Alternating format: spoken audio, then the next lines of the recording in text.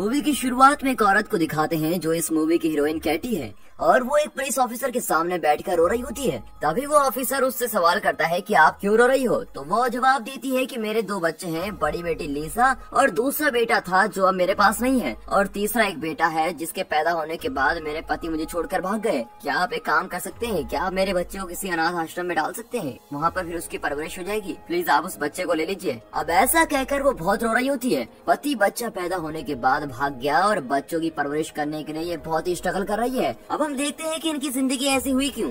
दिखाते हैं हमारी मूवी की हीरोइन कैटे वैसे कुछ परफेक्ट औरत नहीं है। सुबह रोज लेट ही उठती है और उसके उठने से पहले उसकी बेटी लीसा खुद ही दूध गर्म करती है और फिर अपनी माँ कैटी को उठाती है। फिर दोनों नाश्ता करके तैयार होकर स्कूल के लिए निकलती है। कैटी रोज अपने स्कूटर में लीसा को स्कूल छोड़ती है और जाते वक्त स्कूल बस को ओवरटेक करते समय पहले स्कूल में छोड़ देती है, जिसमें कैटी को खुशी मिलती है। अब इसके बाद अपनी लीसा को छोड़कर कैटी काम पर चली जाती है। तभी दिखाते हैं कि काम करने की जगह पर एक आदमी कैटी को घूर रहा है और कैटी भी उसको घूरती रहती है और देखते देखते दोनों में प्यार हो जाता है। कैटी जब सिगरेट पी रही होती है तो ये आदमी उसके पास जाकर सिगरेट मांगता है और उससे बात करने लगता है। अब ऐसे बात करते हुए दोनों एक दूसरे के साथ बाथरूम में टाइम बिताते हैं। पहले ये आदमी बाथरूम से निकलता है, उसके बाद हीरोइन, और इसी चक्कर में काम पर लेट हो जाती है। अब टीम का लीडर कैटी पर गुस्सा होता है कि तुम इतनी देर कहाँ थी, और कहता है कि जल्दी जल्दी अपना काम करो। इतने में कैटी बेहोश हो जाती है और इसी चक्कर में अपनी बेटी को 5 बजे पिक करने के बजाय रात को 10 बजे पिक करती है और 5 घंटों तक उसकी बेटी लीसा उसका वेट कर रही होती है। इसीलिए कैटी एक परफेक्ट माँ नहीं है।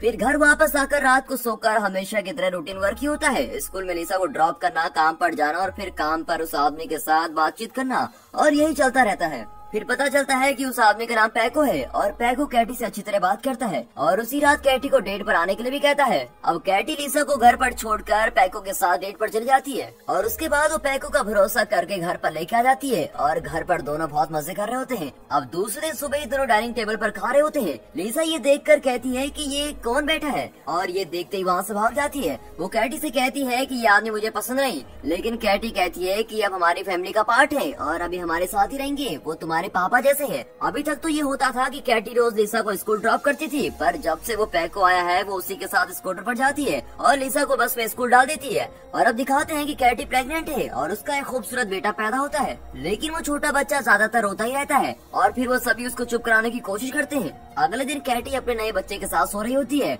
तो सुबह पैको उठकर लीसा को स्कूल छोड़ने का काम करता है। अब लीसा को स्कूल में ड्रॉप करके पैको भी काम पर चला जाता है। स्कूल खत्म करके जब लीसा घर आती है तो देखती है कि पैको एक लड़की से कह रहा है कि आपके पास सिगरेट है और उसके साथ बहुत देर तक बात भी कर रहा होता है। अब ये सब लीसा देखती है पर वो कैटी से कुछ नहीं कहती। कैटी को हमेशा लॉटरी खरीदने की आदत होती है। वो एक लॉटरी खरीदती है और उसको चेक करती है, पर हमेशा की तरह लॉटरी नहीं लगती और बेचारी के पैसे चले जाते हैं। उसके बाद पैको घर पर लेट आता है और उससे कैटी पूछती है कि तुम लेट क्यों हो। इस बात पर दोनों के बीच में लड़ाई हो जाती है। कैटी कहती है कि बच्चा पैदा होने के बाद तुम बदलते जा रहे हो, मुझे कुछ ठीक नहीं लग रहा। तभी पैको भी कहता है कि बच्चा पैदा होने के बाद तुम मेरा ख्याल नहीं रख रही। पैको कहता है बस यही बात है ना, करके दोनों गले लग जाते हैं। वहाँ से कट करके दूसरे दिन सुबह कैटी पैको से कहती है कि मैं आज काम पर जाती हूँ, तुम आज बच्चे को देख लो, और ये कहकर वो काम पर चली जाती है। अब वो बच्चे का ख्याल कुछ ऐसा करता है, पहले से रखे हुए दूध में थोड़ा गर्म पानी मिलाकर उसको पिलाता है और वो दूध पीकर थोड़ी देर बच्चा चुप हो जाता है। थोड़ी देर के बाद वो बच्चा पोटी करता है तो उसको साफ करने के लिए बच्चे को उलट पुलट कर देता है और बच्चा रोता ही रहता है। फिर शाम को कैटी काम खत्म करके घर पर आती है और देखती है कि पैको बच्चे को गोद में लेकर सो गया है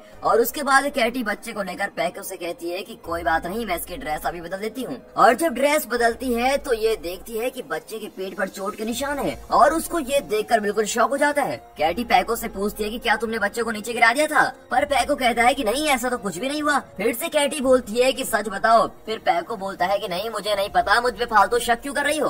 फिर दिखाते हैं दूसरे दिन जब कैटी काम से वापस आकर देखती है तो बच्चे के पेट पर निशान एक जगह के बजाय 2 जगह होते हैं। अब ये देखकर तो उसको बहुत ही डर लगता है और कैटी सोचती है कि ये पैको ही कुछ कर रहा है और सोचकर पैको से पूछती है कि क्या तुमको ये बच्चा पसंद नहीं है या तुमने इसको जानबूझकर नीचे गिरा दिया था, और ये कहकर वो उससे लड़ाई करती है। तब पैको कहता है कि मैं अपने खून पर ही जुल्म क्यों करूंगा, अब तुमने मुझ पर शक किया है इसलिए मैं घर छोड़कर जा रहा हूँ। फिर अपना सामान लेकर चाबी फेंक कर मुझे कोई काम नहीं चाहिए और न तुम्हारे बच्चे चाहिए, ऐसा कहकर वहाँ से चला जाता है। अब पति छोड़कर चला जाता है तो कैटी सोचती है कि फिर भी हम अपनी जिंदगी संभाल लेंगे। कैटी काम पर चली जाती है और लिसा को उस बच्चे को संभालना पड़ता है। वो और भी जिम्मेदारी के साथ बच्चे को देखती है। फिर एक दिन लिसा कैटी से कहती है कि वो नहीं दिखाई दे रहा है। कैटी चेक करती है पर वहाँ पर वो बच्चा गायब होता है और जहाँ पर वो बच्चा था वहाँ पर खून भी लगा होता है। दोनों बच्चे को कमरे में इधर उधर ढूंढ रहे होते हैं और बच्चे की आवाज आ रही है पर बच्चा दिखाई नहीं दे रहा। तो ये देखते हैं कि बच्चा कबर्ड के ऊपर बैठा हुआ मिलता है और वहाँ वो कैसे पहुँचा इनको ये बिल्कुल भी नहीं पता। अब कैटी सोचती है कहीं लिसा ने इसको ऊपर तो नहीं बिठा दिया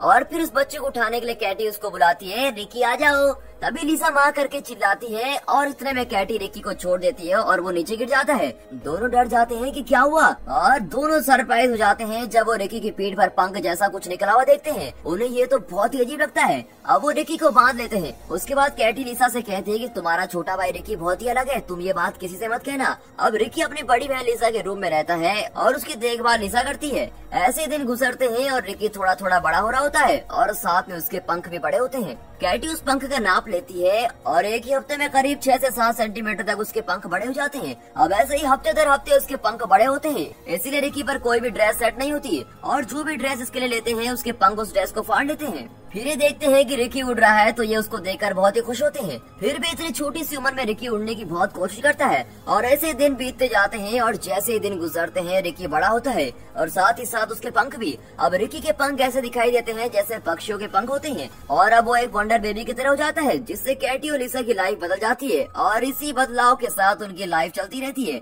दूसरी तरफ दिखाते हैं कि कैटी लाइब्रेरी जाती है और वहाँ पर जितनी भी बुक्स पंख से रिलेटेड होती है वो सारी पढ़ती है और वहाँ पर पंख कैसे काम करते हैं वो पूरी साइंस प्रैक्टिकली समझ लेती है। फिर वो एक हेलमेट खरीद कर लाती है और रिकी को रेडी करके पहनाती है। फिर उसको पहली बार उड़ाने के लिए छोड़ देती है। रिकी पहली बार उड़ता है और कमरे के शीशे पर टकराकर नीचे गिर जाता है। रिकी को रोशनी और आकाश की तरफ उड़ने में बहुत ही खुशी होती है पर बार बार उसके पंख में चोट लगती है और हमेशा कैटी उसकी दवाई लगाती है। और वैसे ही दूसरे दिन कैटी हमेशा की तरह लॉटरी लेती है पर इस बार उसकी लॉटरी लग जाती है और उसको 1 लाख रुपए मिलते हैं। फिर लॉटरी के पैसे लेने के लिए वो कंपनी जाकर पैसे लेकर तीनों शॉपिंग पर जाते हैं। रिकी को सिर्फ 1 मिनट के लिए अकेला छोड़ जाते हैं और लिसा के लिए बारबी डॉल ले रहे होते हैं और इस तरफ वापस आकर देखते हैं तो रिकी ऊपर आसमान की तरफ उड़ने की कोशिश कर रहा है और शॉपिंग मॉल में यहाँ वहाँ उड़ रहा होता है। अब ये देखकर दोनों उसको पकड़ने की कोशिश करते हैं पर जिस तरफ भी दोनों उसको पकड़ते हैं रिकी वहाँ से उड़ जाता है और जो लोग आसपास होते हैं वो लोग फोन पर उठाकर उसकी फोटोज और वीडियोस बना रहे होते हैं और वंडर बेबी और पंख वाला बेबी करके फोटोज निकाल रहे होते हैं। उसके बाद एनिमल कंट्रोल टीम को बुलाते हैं जो कुत्तों को पकड़ते हैं। वो लोग लंबी लंबी सीढ़ियाँ लेकर आते हैं और उसको पकड़ने की कोशिश करते हैं पर फिर भी नहीं पकड़ पाते।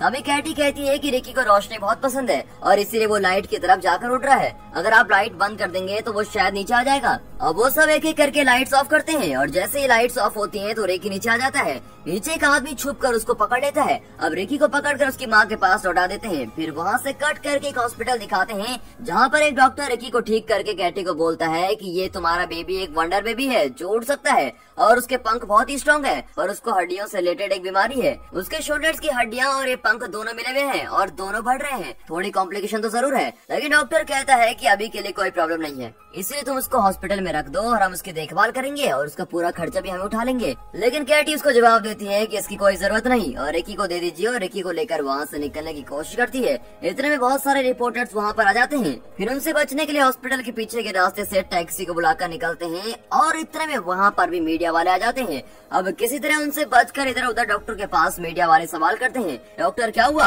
पर वो डॉक्टर कुछ भी नहीं कहता। अब ये मीडिया वालों को ये शक है कि कहीं ये फेक तो नहीं और इसके लिए वो प्रूफ ढूंढ रहे होते हैं। अब ये लोग किसी तरह घर आकर पहुँचते हैं। जब ये घर वापस आते हैं तो वहाँ पर इनके आसपास के लोग आते हैं और वो कैटी से कहते हैं कि इसके पंख दिखाइए। फिर वहाँ पर भी मीडिया इन तीनों को घेर लेती है। फिर ये कैसे भी बचकर घर के अंदर चले जाते हैं। अब घर के अंदर टीवी को ऑन करते हैं और टीवी में इनके बारे में चल रहा होता है। मीडिया इनको एक तरीके से पसंद भी है और नापसंद भी। दूसरे दिन सुबह उठकर देखते हैं तो और बहुत सारी गाड़ियां इनके घर के आगे खड़ी हो जाती हैं और सभी इनकी वीडियो बनाने का वेट कर रहे होते हैं। सुबह उठते ही भाई को देखने के लिए लिसा शीट को ओपन करती है। फिर से उठकर देखती है तो रिकी कबर्ड पर बैठ जाता है। तभी दरवाजा खटखटाने की आवाज आती है। अब ये कौन होगा ये देखने के लिए लीसा दरवाजा खोलती है तो देखती है कि पैको वापस आ जाता है। वो वीडियो में देखता है कि उसका वंडर बेबी हुआ है तो वो वापस आ जाता है। अब कैटी से माफी मांगता है और गले लगता है। फिर किसी तरह दोनों मिल जाते हैं। वो कहता है मैं अपने बेटे को देखने के लिए आया हूँ। घर पर पैको को देखकर रिकी डर कर उड़ रहा होता है। वो पैको के पास ही नहीं आता और फिर किसी तरह कैटी उसको पकड़कर संभालती है।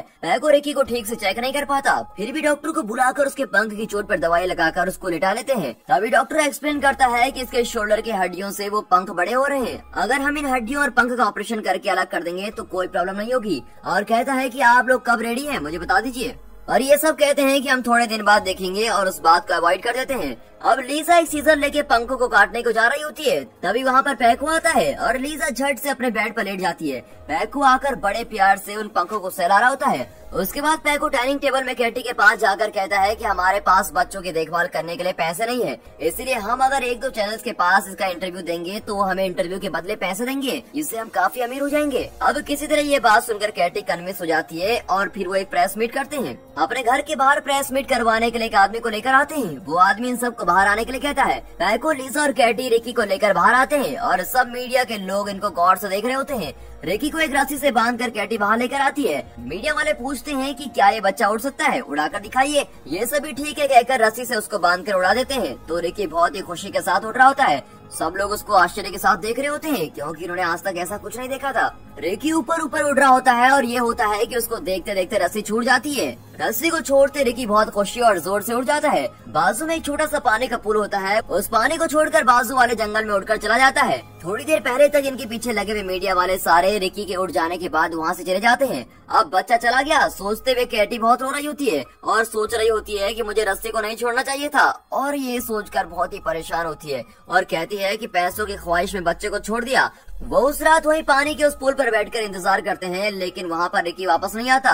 सब बात कर रहे होते हैं, बस सब खत्म हो गया और पीछे मीडिया और पैको बात कर रहे होते हैं। पैको डॉक्टर से कहता है अगर ऐसा ही चलता रहा तो मेरा परिवार अलग हो जाएगा। तब उसके जवाब में डॉक्टर कहता है कि जब तक तुम हो ये परिवार अलग नहीं हो सकता, अगर तुम चाहो तो एक और बच्चा पैदा कर सकते हो। अब ये कहकर वो चला जाता है। उसके बाद ये लोग रिकी के गुमशुदा होने के पोस्टर्स लगवाते हैं और लोगों को देखकर उसको ढूंढने की कोशिश करते हैं, पर फिर भी रिकी नहीं मिलता।